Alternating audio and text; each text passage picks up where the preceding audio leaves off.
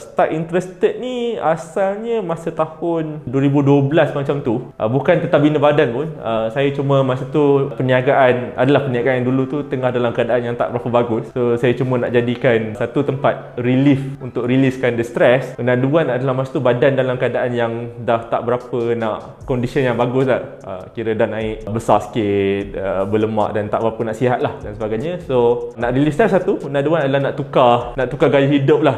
Nak reverse balik ketidaksihatan tu kepada sihat. Cuma lepas dah bertahun-tahun tu cuba untuk touch up sikit dekat bahagian ni besar sikit, kecil sikit, benda-benda macam tu lah. Sampailah jadi macam hampir kepada bina badan punya sport jugalah. So kalau dulunya antara sebabnya adalah bila timbang check body punya age, walaupun masa tu saya umur 21 tapi body age tu 52. So saya ambil masa beberapa tahun untuk kembalikan balik kepada lagi muda daripada umur sebenar lah.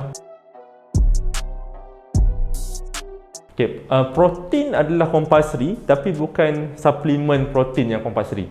Protein suplemen ni adalah suplemen, nama pun suplemen. So kalau contohnya kita makan harian ni tak cukup protein, kita tambah je dengan suplemen. Ataupun mungkin kadang-kadang lepas kita exercise, ada waktu yang optimum untuk badan tu absorb protein dan kita minum waktu tu.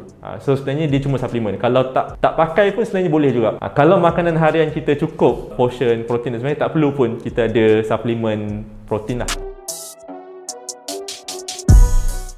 Ada juga yang natural. Kalau ikutkan suplemen dan sebagainya adalah teknologi yang mungkin baru, like beberapa tahun ataupun dia tak sampailah puluhan tahun yang lepas. Tapi sukan bina badan ni dah lama, berpuluh tahun. So kalau dulu memang diorang hanya rely on makanan lah, instead of makanan suplemen.